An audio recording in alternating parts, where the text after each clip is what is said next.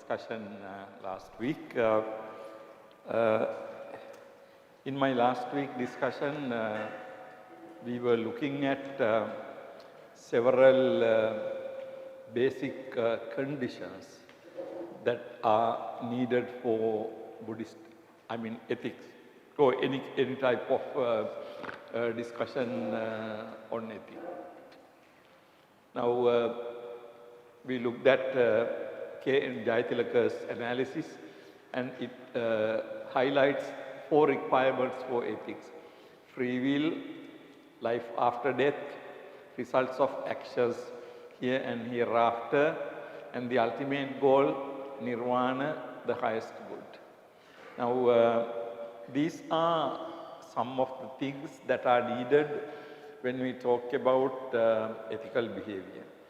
Now, ethical behavior is basically what we do and what we say to which we must bear responsibility. Now, this concept of responsibility is very important because any ethical actions can be good or bad. But whether it is good or bad, in ethical actions, we must bear responsibility. That is the most important thing. Because if you are not responsible for that, then if you can't take the responsibility, then that cannot be considered to be ethical action. Now, in Buddhism, in the general account of karma, we know that there is a statement, Chetana ahang bhikkhave kammang vadami. Chetana. So, Chetana is, according to the Buddha, Chetana is that which makes karma, karma. In other words, without Chetana, there is no karma. Now, Chetana, we translate this word into English as volition or intention. Now, if you do not have intention, if you do not have volition, if you have not willed that action, then you are not, that is not an action. In fact, if there is no Chetana, then it is only happening. Something unintentional, something that we did not intend. Now, even in law, the law is keen to establish that you had intention. Now, if the courts could not prove that there was intention to do that particular thing, then you cannot be guilty of that, okay? So, the intention is very important. For example, something happens, you hit a person and that person dies. But of course, it is very important to determine whether you had the intention to kill that person, right? If you had the intention to kill that person and then hit, if that person got killed, then of course you are responsible for killing. But you did not have the intention to kill. But of course, because you hit, that person got killed, and then you are not guilty for killing a person, but you are guilty for something lesser. Now, it is the same rule that applies if an accident happened on the road and somebody dies when you are driving. But then you will not be guilty of really killing a person because you don't drive your vehicle thinking that you will kill somebody. Okay? You don't think usually like that. So, you drive your vehicle, but something happens and somebody gets killed. So, you are guilty, but you are not guilty of killing because you did not have intention to kill, okay? So, the intention is very important. Now, it is the part of actually the intention that we have what we call free will. I will talk to you about it a little bit at length next, but first we need to be aware, these are certain preconditions. So number one is free will, number two is life after death. Again, if we do not believe in life after death, then there is no point of doing many good things. Unless you get vipaka or result for what you are doing, then there is no point of doing. So for many people, of course, it doesn't mean that you should not do good things if there is no after death, life after death. Yeah, no, it is not like that actually. Even if there is no life after death, still you should do good things. But basically when people are engaged in religious activities, you believe that you going to get this result after that death. So the rebirth is a precondition for again religious action. And then life after death and the results of actions here and hereafter, both are connected. And then ultimate good. Ultimate good in the sense we as Buddhists, we do everything thinking about the ultimate goal. Now, what makes what we do meaningful is our ultimate goal. I mean, if you do not have this ultimate goal, nirvana, then many things we do will not have much meaning. For example, we can take the concept of dana, concept of giving. Now, in the Buddhist world, there is so much giving. In the Buddhist world, there is so much giving. I read in public media that I think Burma is one of the biggest countries that donate things. And there are a couple of 100,000 monks and nuns. They are being looked after by the people. So people give so much. Now, why do people give so much? Now, sometimes those people who give, they are not very rich. Some people can be rich, but many people are not rich. They are very ordinary people, but they give so much. Whatever the little they have, they give so much. Now, why? In order to understand this, you really have to think about the ultimate goal. Now, ultimate goal is nirvana. Nirvana means a state where you don't have defilements in your mind. Your mind is pure. Now, defilements or the defiling factors, the factors that defile our mind, basically lobha, dosa, moha. Lobha or tanha. Now, this tanha is a key factor, that defiles our mind, right? Now, in order to get rid of tanha, you give. When you give, you give up. You give up your ownership. So giving is really giving up. You give up. You give up your ownership. Now why do Buddhists give so much? Because they want to get rid of their tanha. Now when you get rid of your tanha, lobha, dosa, moha, then of course your mind gets purified. Now you see, ultimate goal, it is with reference to that ultimate goal, the kind of things we are doing have to be understood, right? You become nuns and you become monks also. Why do you live this life? Again, the meaning of this life is the ultimate goal. So you see, the ethical life has to have certain preconditions, okay? Certain prior beliefs. So these four things, free will and the life after death, the results of actions here and hereafter, and the ultimate goal, nirvana. So those are very important things when we talk about ethical behavior. In my last week discussion, I also mentioned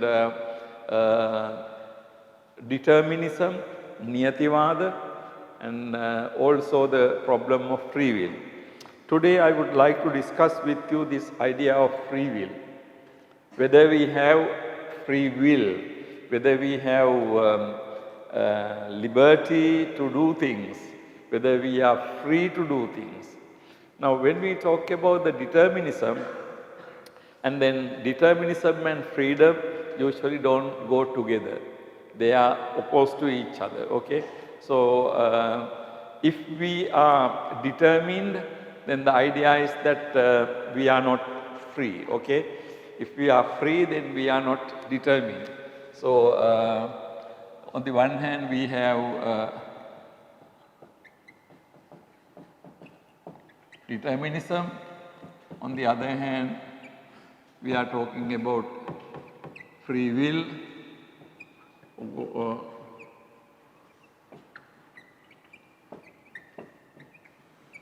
freedom to act. Now, you know, these two things are very important. Basically, we talk about several types of determinism. We have theistic,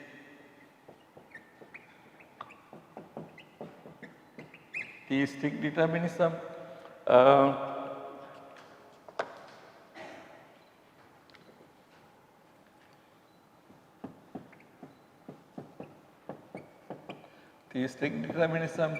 and also we have karma determinism, we have natural determinism, we have causal determinism. Okay. Now, there are different types of determinism. Whatever the type of determinism, all these have common characteristic. The common characteristic is that your life is determined. What you do has been decided before, prior. Oh, I could not, another, we can have biological determinism. So, all these ideas say that, you know, your life has been decided by other factors. Now, basically when we talk about free will, we say that I decide what I want to do, right? But then this view says that, no, you are not deciding what you want to do. Somebody else, some other force has decided already what you are going to do. Although you think that you are free to do, you are making decisions, actually you are not making decisions according to this view. You are not making decisions. That decision is you are bound to do that decision. Then the issue is that then are you responsible for what you are doing?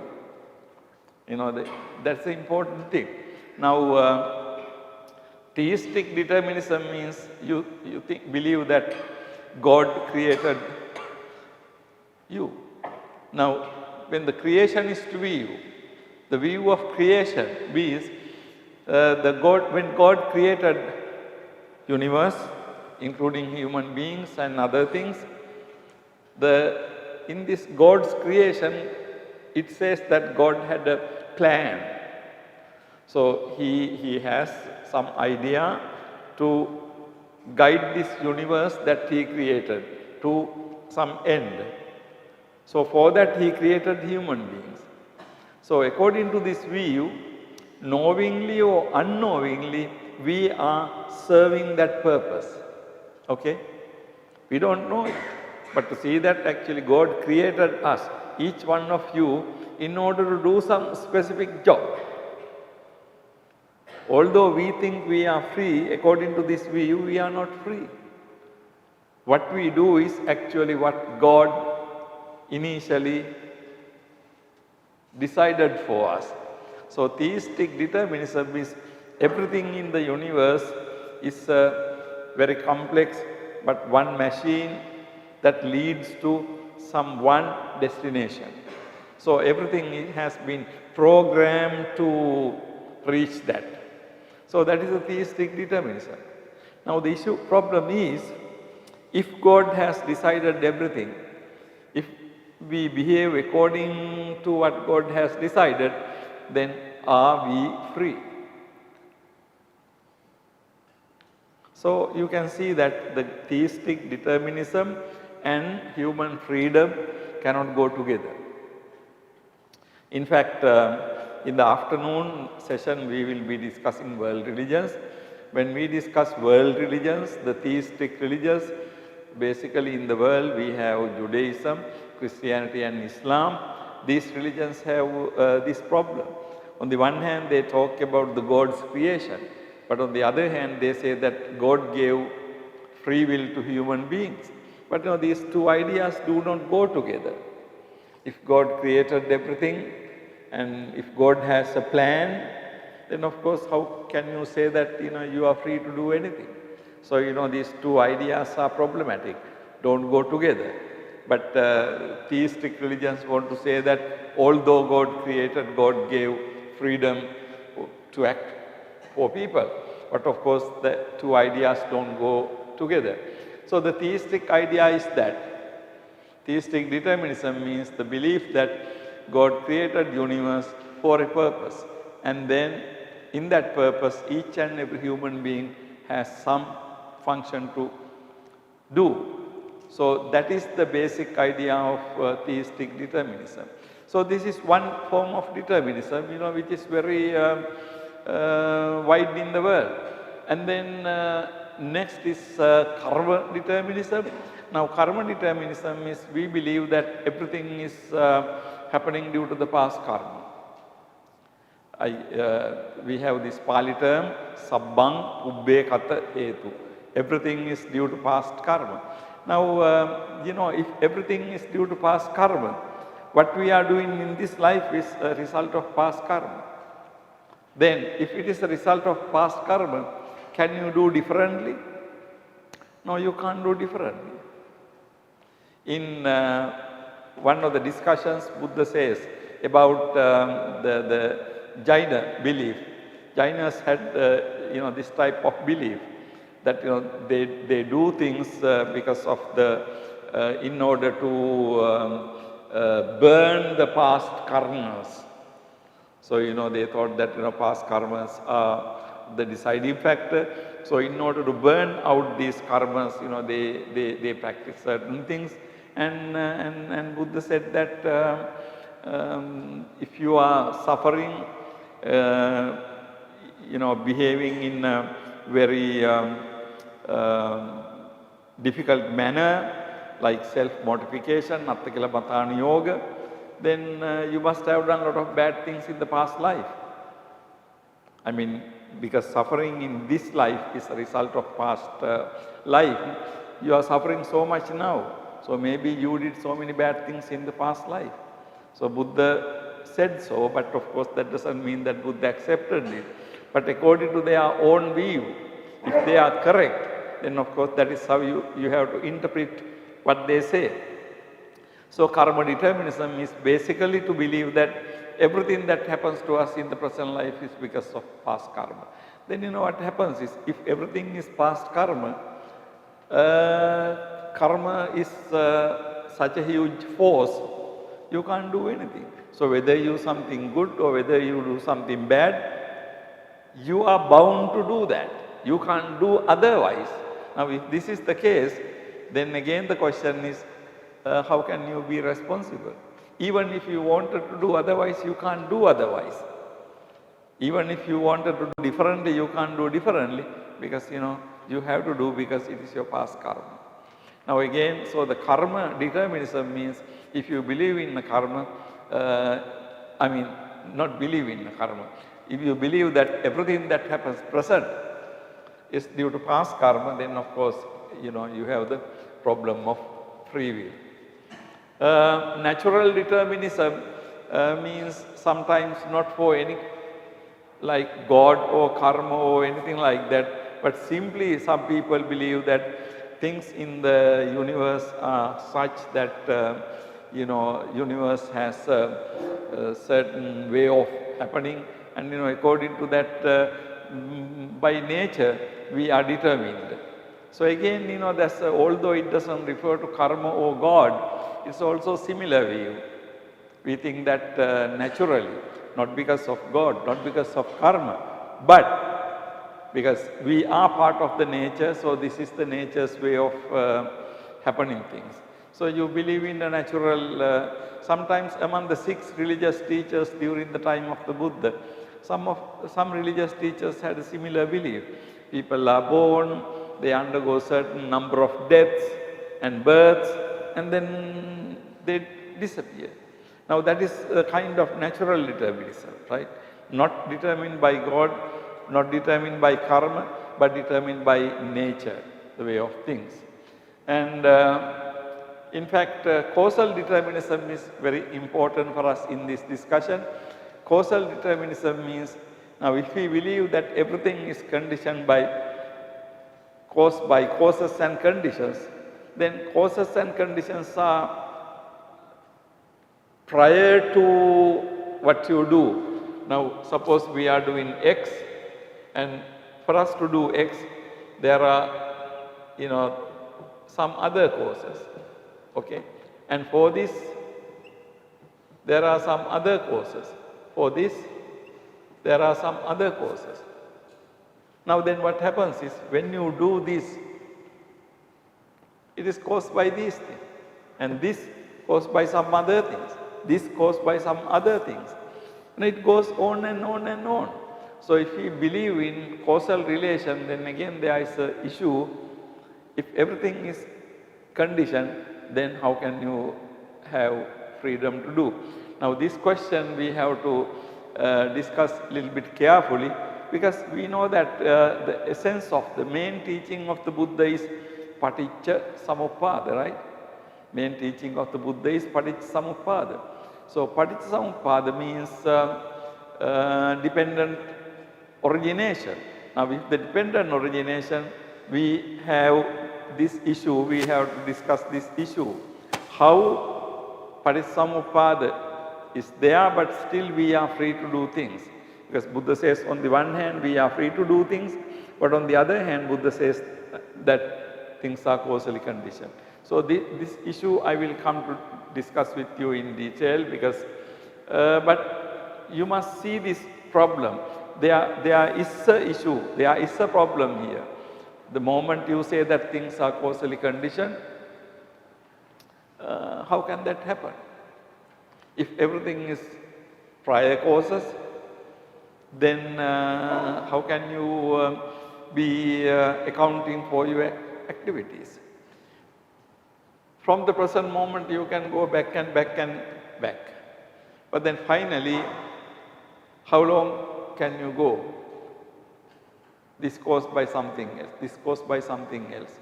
Now, if you want, you can go to the unending process. This process is called infinite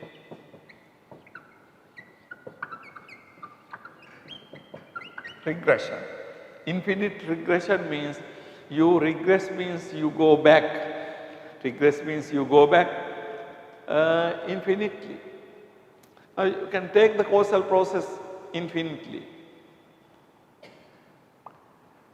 This is why in Western philosophy, Aristotle came up with idea called first cause.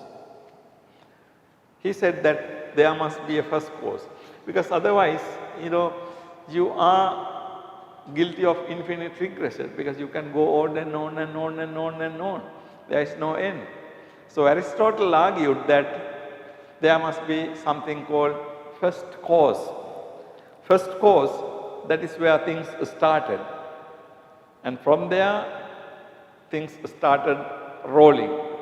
And about the first cause, he said this first cause is uncaused cause.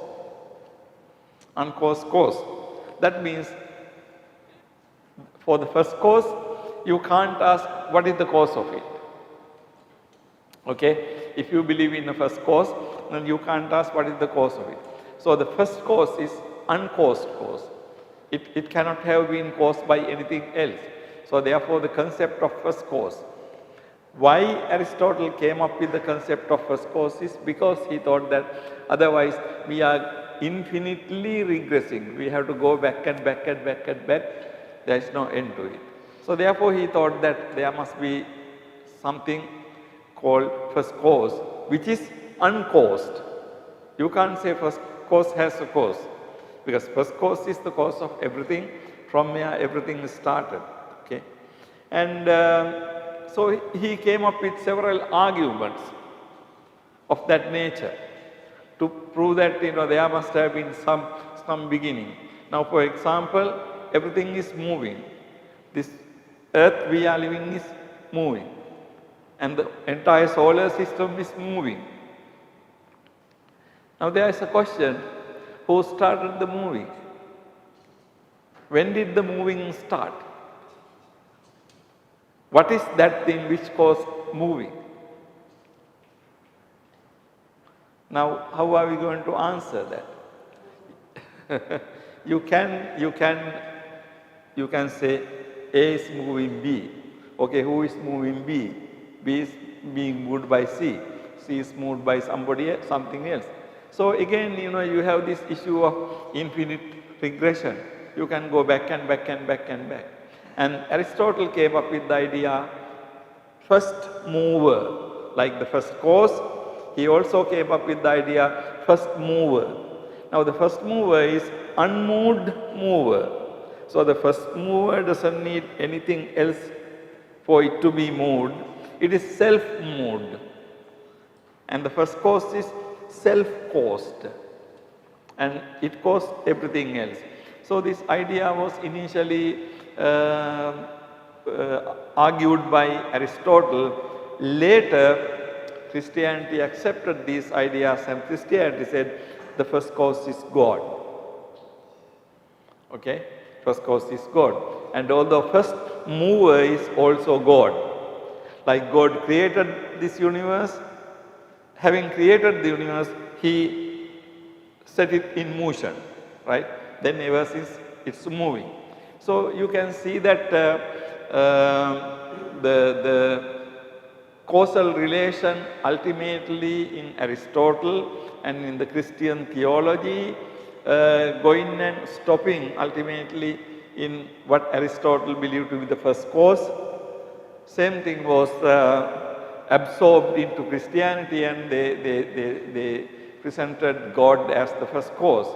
But this whole idea of causal relation is something very important for us to understand. If we believe that things are causally conditioned, then how can there be free will? The problem of free will come. I will come to this question again, but before I will come to it, also briefly, biological determinism means there is an idea. This idea is actually very much present in the modern times, modern science also. It says that biologically our bodies are being made, we are being made in such a way that we are selfish. So it says that we cannot do otherwise. In English language, now it's about actually around 30 years ago, there was a very interesting publication came out. Its name is The Selfish Gene. This book is available. You can get some idea about it if you can Google it and see. So selfish gene. Now you know about genes, right? We are made of gene. Genetics is talking about genes. So our body is ultimately made of genes, and then our brain, our health, and everything is determined by our gene. So that is the gene. So selfish gene is, according to this some scientists, we have a gene in our system which is selfish. Like in other words, biologically, genetically, we are born as selfish people. Now which means that if this selfish gene belief is true, then of course we are selfish by birth. We are selfish by system. How can we be non-selfish?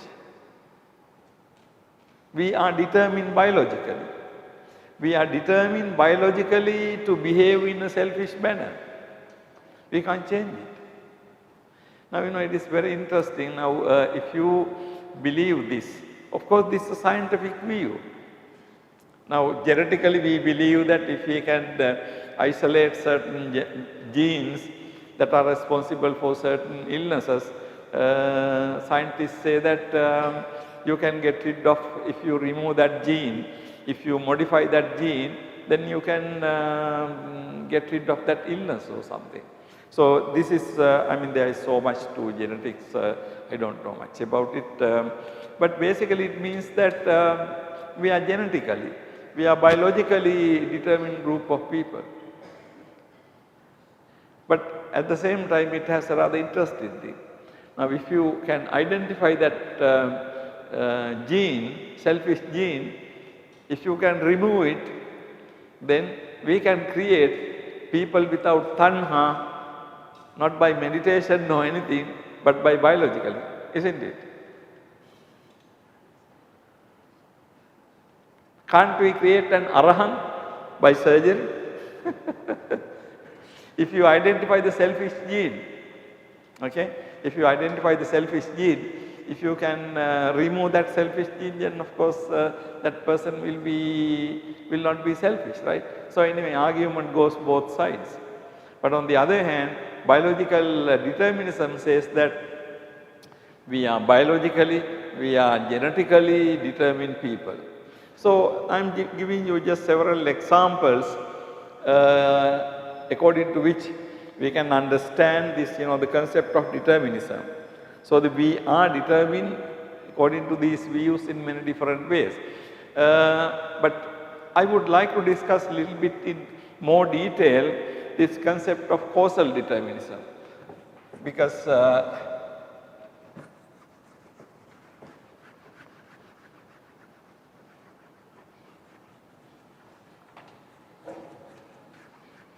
so we have many forms of determinism.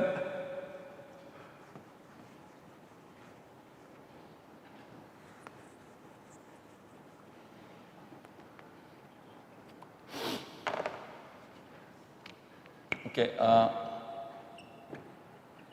causal determinism. Now, causal determinism means basically we are determined by, of course, everything happens due to prior causes and conditions. The basic idea is that. So, things happen due to prior causes.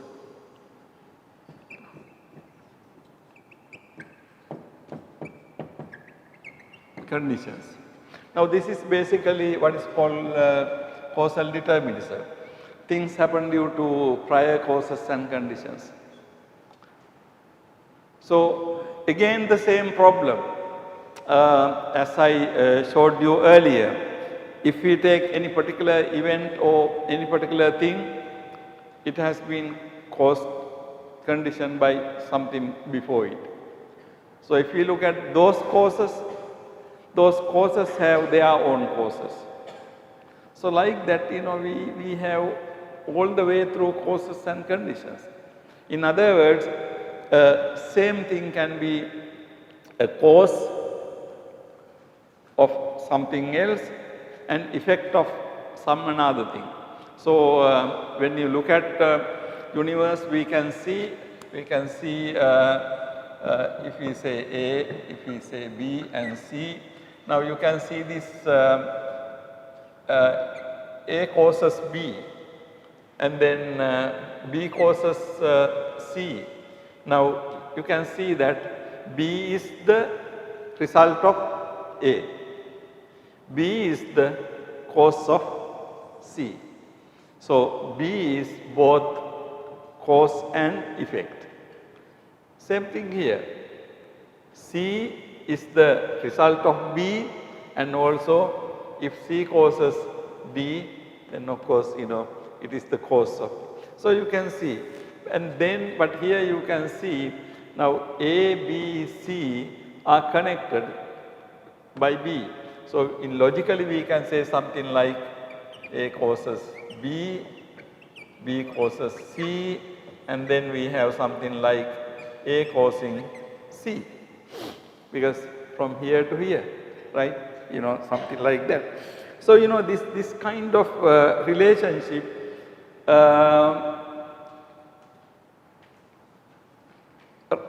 raises the problem of free will. Okay, the issue of free will is a challenging matter in Buddhist philosophy, with its theory of causality, according to which things are determined by prior causes and conditions. Now, my question today is basically, how can we say that even though Buddhism accepts Paticcasamuppada, while accepting Paticcasamuppada, still Buddhism says that we are free to do? How can it be?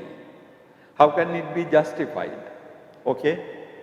Now this is the question for you to think, because on the one hand, if we say causality has this issue.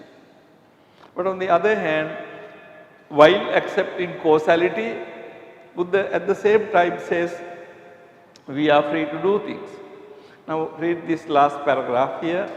According to K.N. Jayatilaka, by free will in a Buddhist context, it is not meant that there is a will, choice or decision which is unaffected by causal factors that affect it, but that our volitional acts of will, choice or decision, while being conditioned by such factors, are not wholly shaped or strictly determined by them, since there is inborn element of initiative, arabha dhatu, or personal action, purisakara, individual action, attakara, which can within limits resist factors that affect it. So this is the one philosopher's explanation. So on the one hand, what it says is things are caused by prior causes and conditions, but K.N. Jayatilaka says that we have these concepts of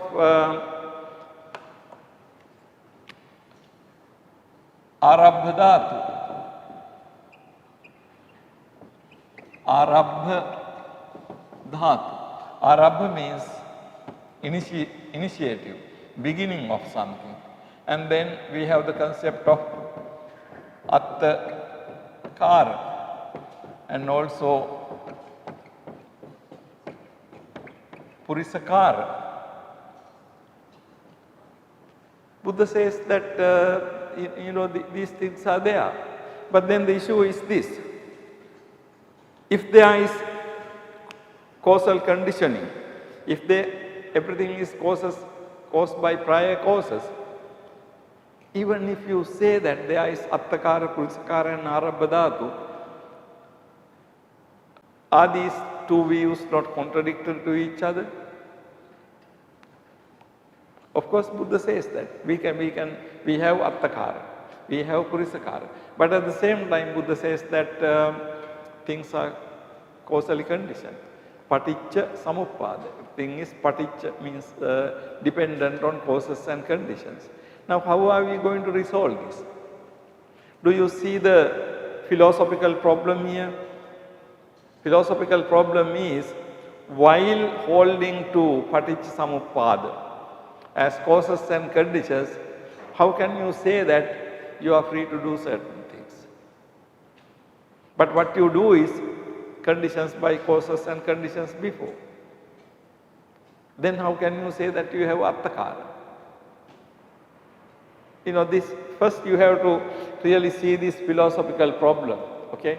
Now K.N. Jayatilaka is one of the leading Buddhist philosophers now who passed away, and according to him, actually he says that the volitional acts of will, choice, decision, while being our choices are conditioned, but they are not determined. So he makes the distinction between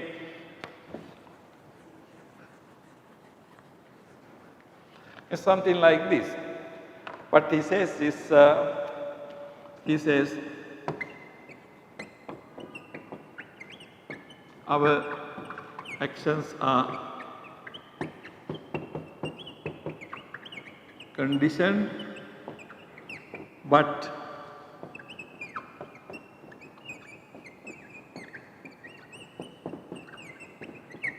not determined. So he says that our actions are conditioned but not determined.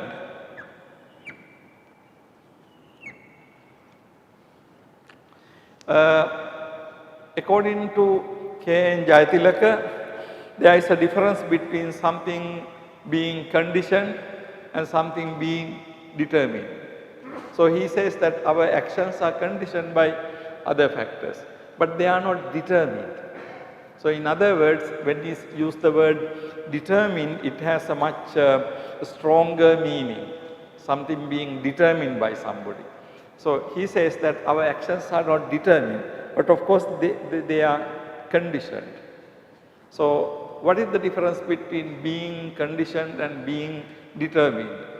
Now according to Paticcasamuppada, we can't reject the idea that what we do are determined. I'm sorry, conditioned. Now we talked about, in Pāli language, we talked about two concepts, hetu, paccaya. Hetu and paccaya. Now hetu means cause, paccaya means condition. What is the difference between the two? Is there a difference between the two? Our causes and conditions are different? Hetu and paccaya are different? In fact, this is a somewhat difficult question. If you look at the discourses, we can see that Buddha uses hetu and paccaya almost together, almost synonymously. In the discourses you find this question, ko hetu ko paccayo. Ko hetu ko paccayo. So in the same explanation you find these two things. Buddha asks, ko hetu ko paccayo sattanang upadayo, whatever. What is the cause, what is the condition? Actually in the Pāli discourses we have these both concepts together, but not really made a very sharp distinction. In the later Buddhist literature, they understand these two things somewhat differently. Accordingly, cause means the main factors. Conditions are subsidiary factors. Okay? Now, in the Buddhist literature also, Abhidhamma, in the Paticcasamuppada we have 12 causal factors. But when we say avidya, paccaya, sankhara, sanskaras are conditioned by avidya. The word used is paccaya. So avidya paccaya sankhara, sankhara paccaya vijnana, sankaras are conditions by vijnana, and so on. And then in the Patthana, you have 24 paccayas. Hetu paccayo, aramana paccayo, and so on. But interesting thing is, Patthana begins with hetu paccaya. Hetu is also a paccaya. So in the Theravada tradition, we can see that these two words are used in the somewhat complex manner. So on the one hand, we have the concept of hetu and then the paccaya, but then in the Paticcasamuppada itself we have the concept of paccaya. And Patthana is really an elaboration of different types of causal relations. And again the word used is paccaya. But later Buddhist traditions, particularly non-Theravada Nikayas like Sarvastivada and others, they taught that hetu refers to the main factors. Paccaya refers to the subsidiary or secondary factors. So the primary factors and secondary factors, that is the idea. There is a very interesting later sutra, which is this not in Pali but in Sanskrit. It's called Arya Shalis Ambha Sutra. You read this sutra. This is a very, very interesting analysis about Paticcasamuppada, Pratitya Samuppada there, Arya Shalis Sutra. It talks about two things, Hetu Upanibandha and Pratyaya Upanibandha. Pratyaya means condition, Hetu means Hetu. So it talks about two things, Hetu Upanibandha Pratyaya Upanibandha. So it makes a distinction between Hetu and Pratyaya. Hetu Upanibandha, causal relations, and Pratyaya Upanibandha, conditional relations. So it makes a distinction between the two. So Hetu and Pratyaya, according to early discourses and also according to Abhidharma, do not seem to be different from each other. Particularly according to Patthana, Patthana begins with Hetu Paccaya. So Hetu as the Paccaya. So you can see that the two terms have been used kind of interchangeably. However, when we talk about causes and conditions, we can see that there are certain things primary and certain things secondary. Okay. For example, take the concept of how Chakku Vijnana arises. Chakkuncha, Paticca, Rupecha, Uppajjati Chakku Vijnana. Chakkuncha Paticca, conditioned by Chakku. So condition. Rupe, that's locative case, Sattami.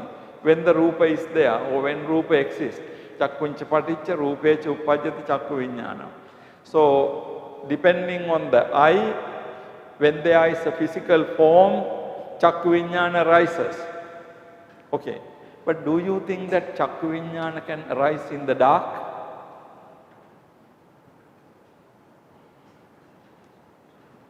Okay, you have the eye, you have this desk, but if this hall is completely dark, will you see the desk?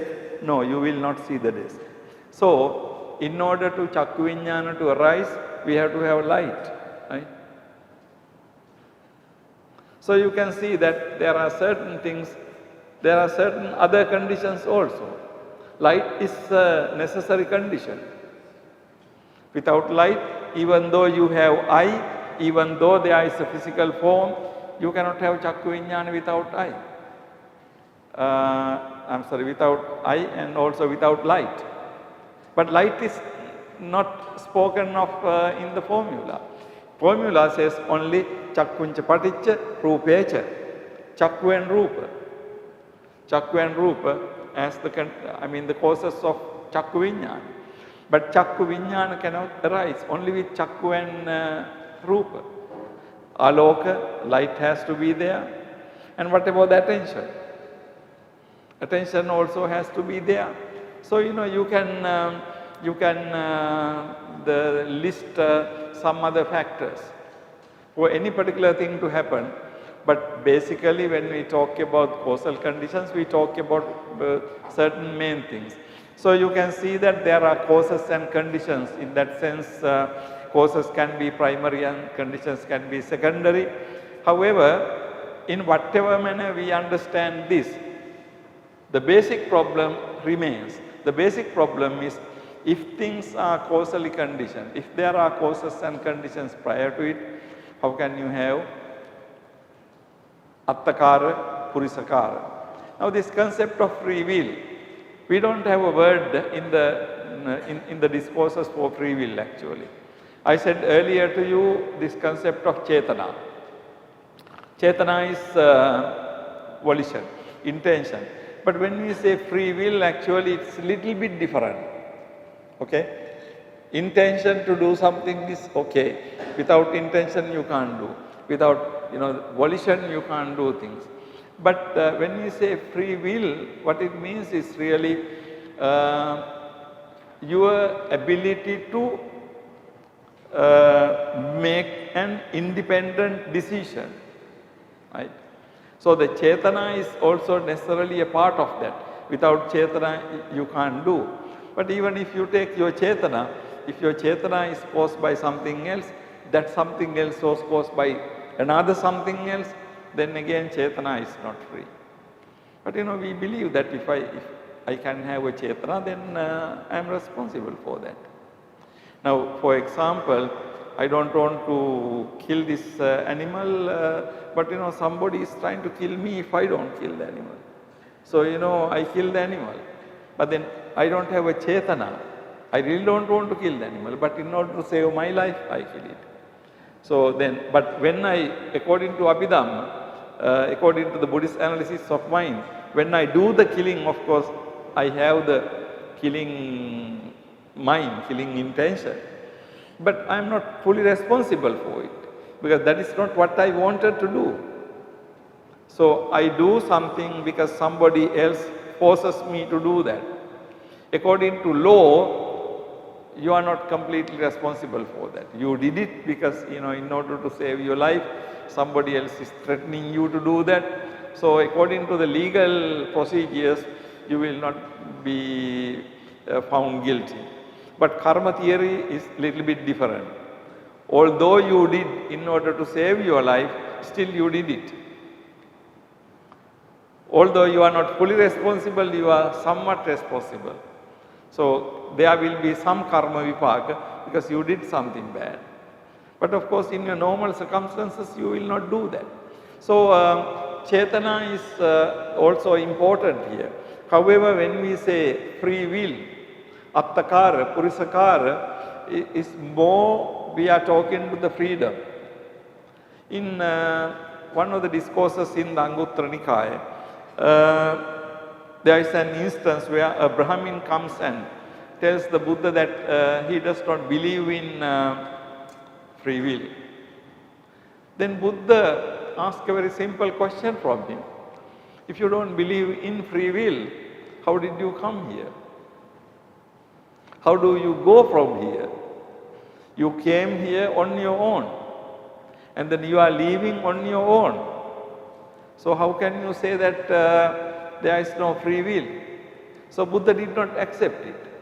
Now, important thing for us is to see, while accepting Paticca Samuppada, how can you say that you have free will? Either we have to accept that even if things are conditioned, that is not completely enough for something to happen, right? So, but then we have to make a decision. We have to take initiative. But then the problem is, who are we? Am I completely free? Am I different from my mind? Am I different from my past? I mean, who are we? When we talk about Attakara, Purisakara, human action, all these things, how can you do it? Who are you? You make a decision. Now try to understand this. This is very important and interesting. Suppose there is a situation, something is there, nobody is seen, so I can really steal it. Okay? Now all the conditions are there. Some valuable thing is there, nobody is around, nobody sees. So without much thinking, you see that you can steal it. But on the other hand, you think that stealing is bad. So you are debating in your mind. Okay? Now in this situation, how are you going to act? Now here there is a choice clearly. Either you can steal it or you can not steal it. Now there are two situations. I think in this type of situation, we make up our mind to do A or B. A is to steal it, B it not to steal it. You can do either. You can do either. But we decide to do A or to do B. How do you do that? You see, I think this problem has to be understood in this manner. Now, when I see something valuable, nobody is seeing, if I feel that I should steal it, I mean that mind comes from my tanha and the sansaric practice, my desire to own things, all these things come, and so I feel that I should take it. But on the other hand, my background in the Dhamma, my Buddhist background, I have been, taught that, stealing is bad. So, so all those things say that don't steal. So on the one hand, my tanha says that steal it. But on the other hand, my upbringing, my Dhamma knowledge, my practice says that don't do that. Now, who is going to decide? Who are you who is deciding it? Interesting thing is actually being a human being, we are conditioned. But in this example, can you see that we are conditioned in two ways? Or we are conditioned in more than two ways? Then something becomes more powerful, and either I steal or I don't steal. But either way, I am conditioned, isn't it? But at the same time, so in other words, the freedom means being able to do otherwise, okay? Now being able to do otherwise is the freedom. As a human being, you can do otherwise, you can do differently, because although you are conditioned in several different ways. Even if you steal it, that's a part of your conditioning.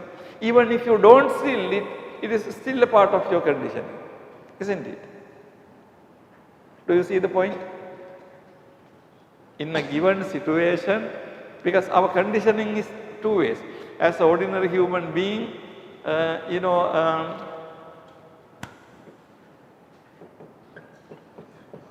an ordinary human being, so I have A here, I have B here.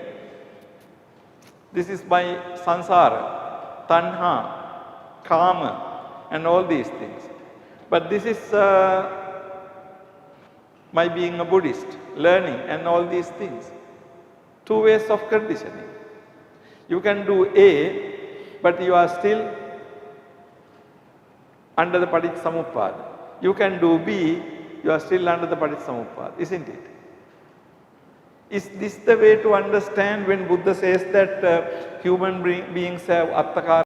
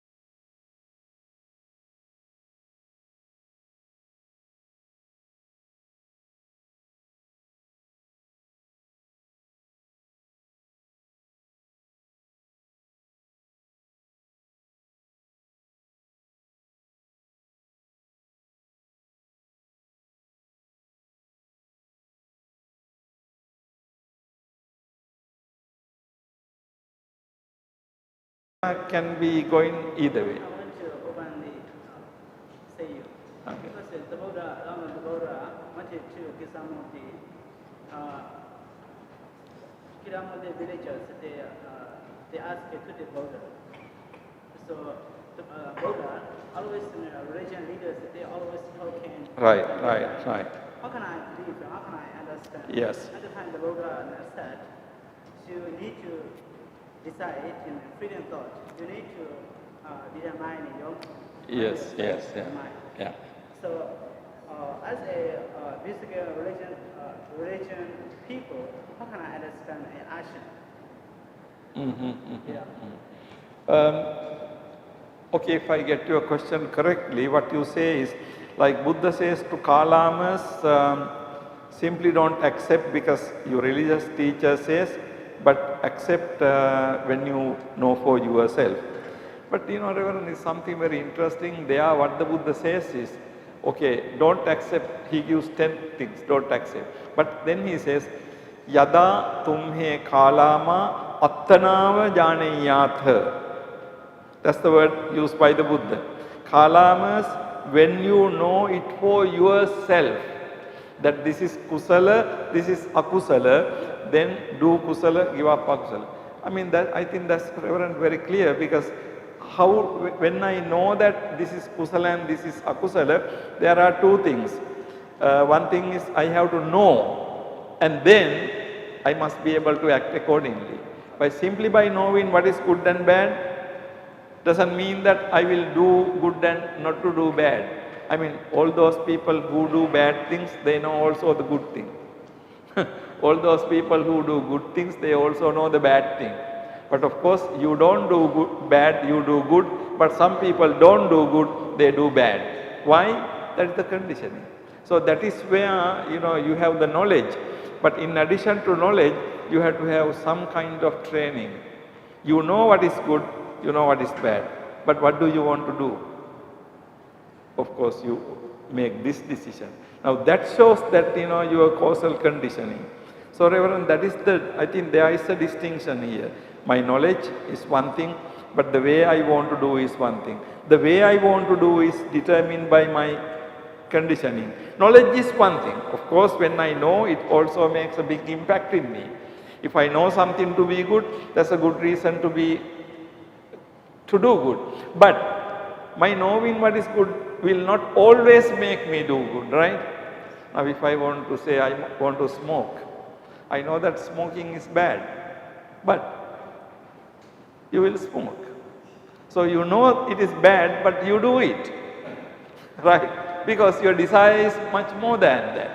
So this is what it means. But Chetana means the moment you do it, that is the Chetana. But how do you come to do it? That is free will. Is I make clear something like that? Okay, now I feel that I should smoke. But my decision to smoke is my free will. But when I smoke, what I have is the intention. Like when I steal this particular thing, that moment I have the Chetana. But either I can steal or not steal. If I steal, I have what is called doing it.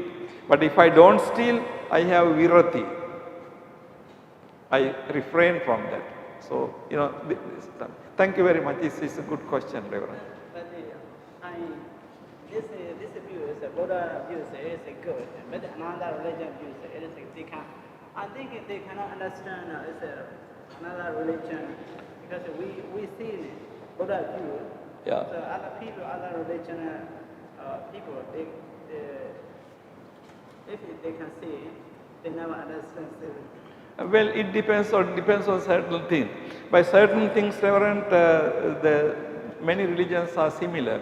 Now, what I said about stealing, Christianity also will say the same thing. Stealing is bad. So, difference among religions depends on, like if you take any theistic religions also have a lot of good things shared by Buddhism. And also Buddhism started in ancient India. Vedic religion had a lot of good things Buddha accepted. Jaina religion had a lot of good things Buddha accepted. So we can't say that always, other religions don't see it or something. But there are important differences. But when it comes to basic good and bad, many religions are similar, except perhaps Islamic view, where they don't have any problem of killing, that's a different thing. Because their conception of good is, different, very different from others. But basically, if you take many other religions, they have good and bad, right and wrong, similar things. But Kalama's case was, Kalamas did not have a religion. They said that we do not have any religious teacher. I mean, they were kind of free in that sense. Then Buddha says, okay, you don't need religion. Because also Kalamas, what's called Vinyu Purisa. I mean, not everybody. Anybody and everybody can't decide what is right and wrong. You have to be a Vinyu Purisa. Vinyu Purisa means a knowledgeable person. You have to be an intelligent person to decide it.